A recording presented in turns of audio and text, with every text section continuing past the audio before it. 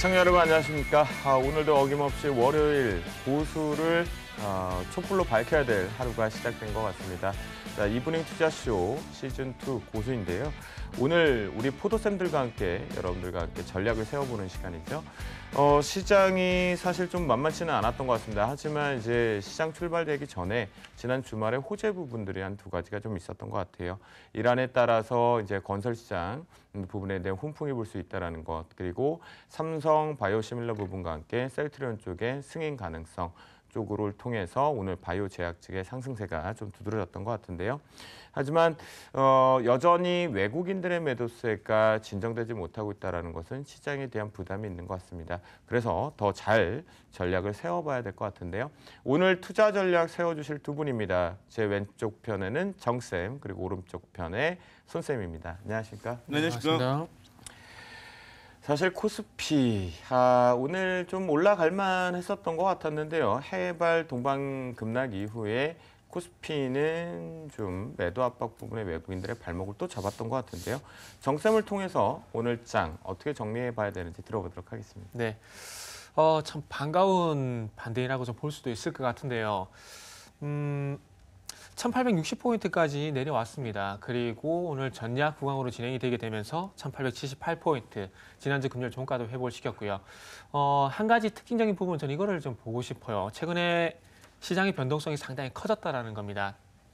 자, 지금 시장이 하락하는 이유는 당연히 악재가 있으니까 시장이 하락을 하겠죠? 당연히 하락할 수밖에 없는데 과연 그 악재가 뭔가도 중요하겠지만은 그 악재가 언제쯤 해소가 될 것인가가 더 중요하지 않겠나라고 생각을 하고 있습니다.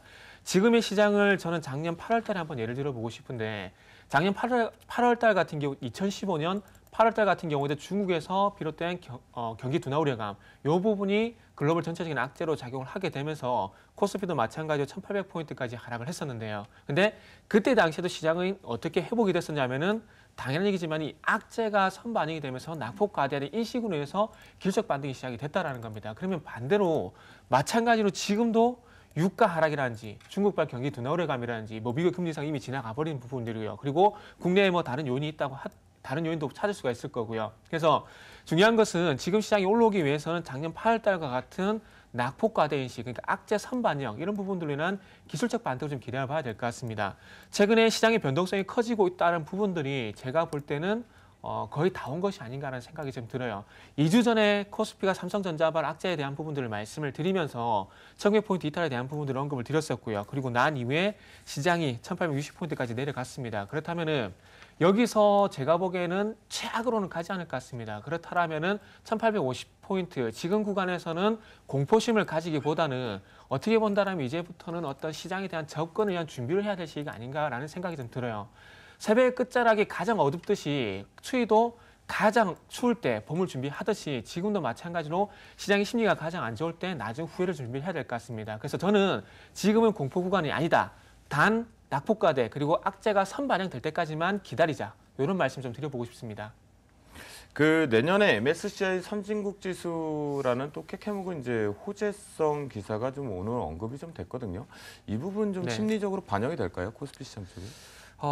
근데 우리가 지금 한 두 번째인가 안 됐지 않습니까? 네, 그렇죠. 네, 두 번째인가 안 됐는데 지금 단 한 가지 제가 지금 생각이 안 나는데 외국인들이 원하는 그 제도가 하나가 있는데 그게 지금 현재 만족을 시키지 못하고 있다는 겁니다. 그래서 자통법을 시행하고 난 이후부터 금융 환경을 좀 많이 변화를 시켜 나가고 있는데 그 단 한 가지 조건에 지금 걸려서 계속해서 편입이 못 되고 있다는 겁니다. 그러면 지난 두 번 같은 경우도 그런 연유로 해서 지금 편입이 못 된 상황인데 만약에 방금 그 앵커님께서 말씀해 주셨듯이 그런 이슈가 있다고 하더라도 그 환경 자체가 바뀌지 않는다라면은 제가 보기엔 별다른 기대를 할 수는 없지 않겠나라고 생각을 하고 있습니다. 얘가 될지 모르겠지만은 소고기도 3번 연속 먹으면 맛이 없잖아요. 그래서 그런 얘기 들고 싶네요. 네. 이런 결론은 이제 계속 기대감만 있었지 제도의 개선이 쉽지 않다 보니까 또다시 선진국 지수 편입은 좀 어렵다. 이 부분이 훈풍으로 들어오긴 좀 어렵지 않느냐라는 표현을 소고기와 비교를 좀 해주셨습니다. 자, 오늘 사실은요 코스피 시장 쪽에 대한 아랫꼬리 부분들이 분명히 있긴 했었지만 이보다는 코스닥 쪽의 힘이 상당히 강했던 것 같습니다. 셀트리온발 훈풍과 그리고 미국발 AI 부분의 발생, 우리나라 얼마 전에 구적 부분 발생이 됐죠. 이분의 개별적 종목군들의 코스닥의 상승세는 좀 더 특징적으로 강하게 올라왔던 것 같은데요. 손쌤, 네. 오늘 장 어떻게 볼 수 있을까요? 계속 갈까요?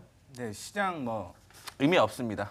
시장 보는 건 의미 없고요. 결국은 바이오주에 관심을 계속 가지셔야 된다라는 부분을 좀 얘기를 해드리고 싶습니다. 자, 첫 번째, 오늘 아까 전에 얘기를 해드렸듯이 셀트리온의 램시마가 미국의 판매 허가 승인이 기대가 된다라는 얘기가 나오게 되면서 얼마 전이었습니다. 10만 원을 돌파를 한 후에 오늘 또 한 번 추가적인 상승이 이어지고 있는 모습이었고요. 그다음에 삼성물산의 소속이죠. 삼성바이오 SP가 류마티스 관절염 치료제 베네팔리가 유럽 승인을 받았다라는 얘기가 나오게 되면서 이 바이오주에 대한 기대감은 여전히 계속 지속이 될 가능성이 높습니다. 자, 그다음에 미국 쪽에서 사람에 대한 건 아닌데 CTC 바이오에 대한 얘기가 나왔죠. 그러면서 동물성 효소제가 FDA 승인을 받게 되면서 오늘 급등에 나와주는 모습을 보여주고 있습니다. 자, 그렇다라고 한다면 지금 주식을 바라봤을 때 두 가지를 바라보셔야 돼요.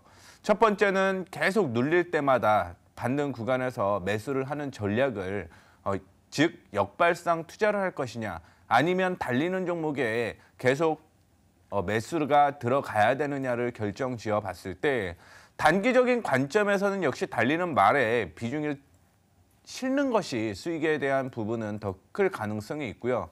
그렇다라고 한다면 역시 달리는 말 쪽으로 확인을 좀 해보셔야 된다는 부분 얘기해 드리고 싶습니다.